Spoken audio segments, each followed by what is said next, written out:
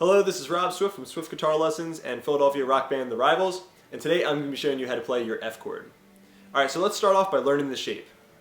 We have our first finger go into the first fret of our B and high E string. Alright, so we're playing a C and an F. Alright, so this is the first challenge. For a lot of people, this is your first bar chord, and it takes a while to build up the strength to be able to hold down two strings at once. Okay, so be patient, give it lots of time. Okay, remember I'm keeping my thumb exactly on the other side of that finger, kind of like a vice grip to give it a little bit more pressure.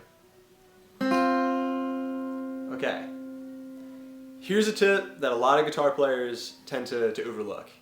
If you're heavy over here with your right arm, and you're exactly centered to your guitar, you're going to be able to give it more pressure over here because you're creating what's called a fulcrum.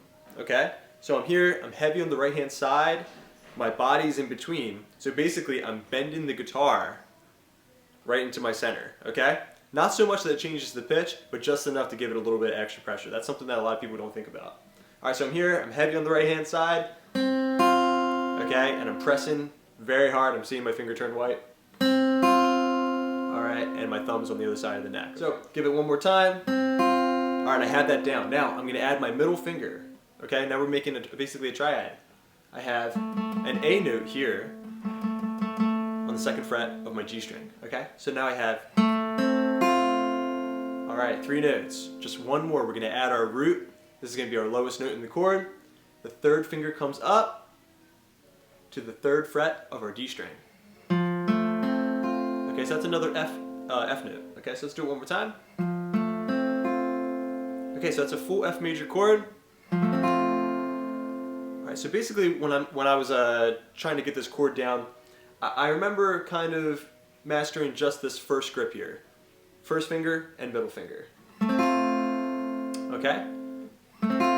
Really kind of devote yourself to getting that one part down first. Then add the third finger. Okay. Now, this takes a lot of repetitions, a lot of time, and a lot of patience. But I'm going to give you a tip now that can really fast forward you through the process of learning and perfecting your F chord. So basically what I do is I take a capo. Alright, I take this capo, I put it up on the 7th fret. Okay? Alright, so basically now what I've done is I've lowered the action. That's what the capo does. It really lowers the action, which is, remember, the distance of the strings to the fretboard. Okay? That makes it a lot easier for me to push these strings down. In addition, with the capo, the area up here on the higher end, the frets are much closer together. So I'm not stretching my hands as much. The further apart your fingers are spread, the less power you have in your hand. So, with that said, I get back into my F shape,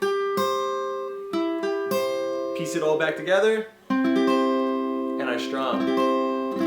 With the capo up, this is a breeze, okay? So I strum, I look at the position of my fingers and I study it, I shake my hand, okay? I'm trying to get repetitions, I'm trying to start back from 0 every time, so that way I don't have to think about this chord when I'm trying to put it back together.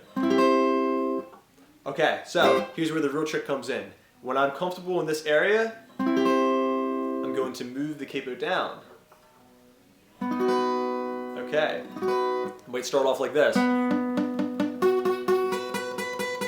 Okay, that means I'm not ready to move back down. I'm not ready to move this capo closer to the open position.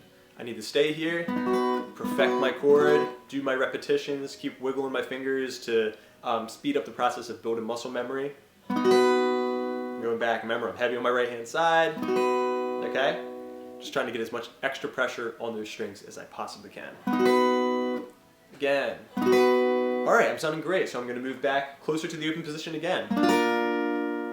Alright, and I'm almost there.